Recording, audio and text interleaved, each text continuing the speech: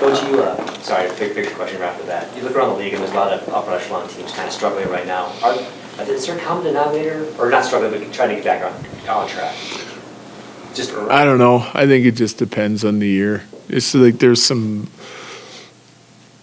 teams that have come out really hungry to start the season, and maybe teams that didn't have high expectations, like outside high expectations, but everyone wants to get off to a good start. They're digging in and having success, and then there's teams that are struggling to find their game a little bit. But I don't think year to year you can look at it and be like, oh, I can't believe top teams are struggling or teams expected to be at the top are struggling. I just think it just sort of depends on, a lot of details of your game, and can vary from year to year. A lot of line shuffling in the first 4 games, and then you lose Drouin. But it seemed like last game, when you guys started to take over, it was Colton with McKinnon and Rantanen, and Casey was playing, I think it was with Kovalenko and O'Connor. Do you kind of finally feel like you have something you can roll with here? Yeah, that's what we're going to start with tonight for sure, and hopefully keep it. I like both those lines. I mentioned the other game, or the other night, the Middlestead line did a really nice job, like in the latter part of the game as they got together, and Colton and McKinnon and Rantanen played really hard and were highly effective. So that'll be our top 6 tonight. And talking about some of those line shuffles, where have you seen the players take initiative to build chemistry with one another? I mean, I think that's an ongoing process all the time. So, like when we put new lines together, I tend to try and leave our lines as much as possible the same. I put them together, or we put them together for a reason, because that's where we see a fit. We know our players pretty well. There are some guys we're still figuring out, like what their strengths are, how they can help us, how to deploy them for sure. Especially with some of the young guys, we're trying to push them and then see if they can grow into their roles.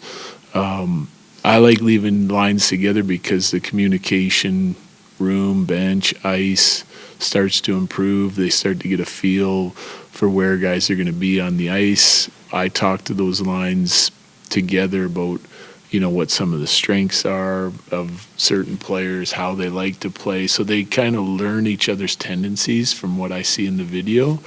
And then it just makes it easier for them to have success together. And they carry that on when they get new line mates and stuff. We've had some young guys with some veteran guys to try and help them and talk to them and teach them while the game's going on.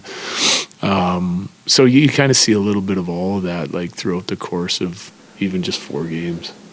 George, you going to net tonight? He is. Jared, who are the louder veteran voices in your room to help stabilize things?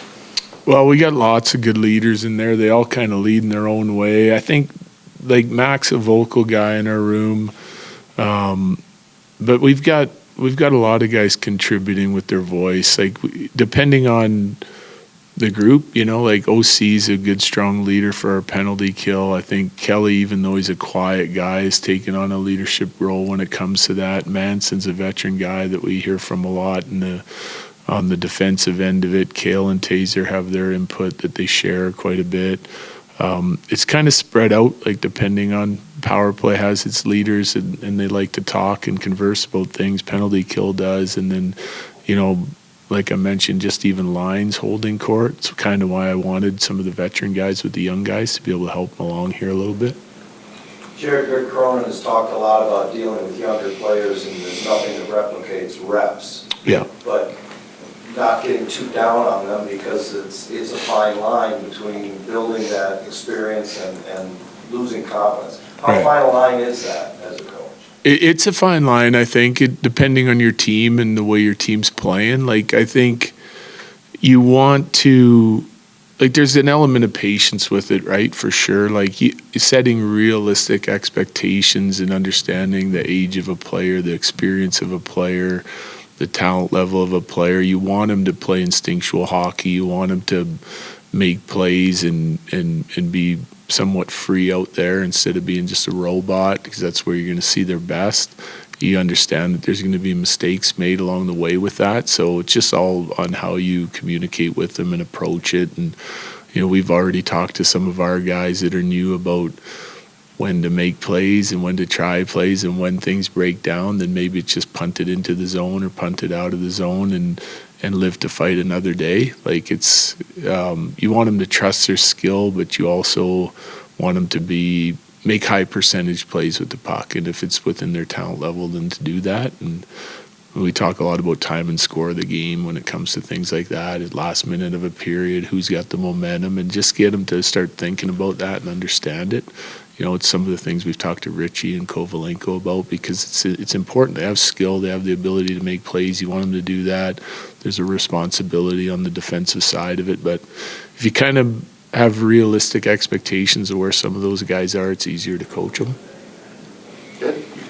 You talked about expected goals and being pretty high on pretty much throughout the season, but 5-on-5, the goals haven't quite been there. Are you pretty happy with what you're generating? Is it just a matter of not finishing what you're getting, or is there something more you'd like to see? Yeah, no, well, there's some things that we need to improve on, but I've been really, like last game we passed up on some shots, the Islander games we missed the net a lot, but some of this, guidelines, structural play that we want on the offensive side of it's been really consistent. Like we're generating a lot of expected goals for in all these games. So I don't have any concerns on that. We haven't hardly even worked on it because we've been focusing on the defensive side of it. The offense is there. Okay, thanks, Jerry. Yeah, thanks. Thanks, Coach.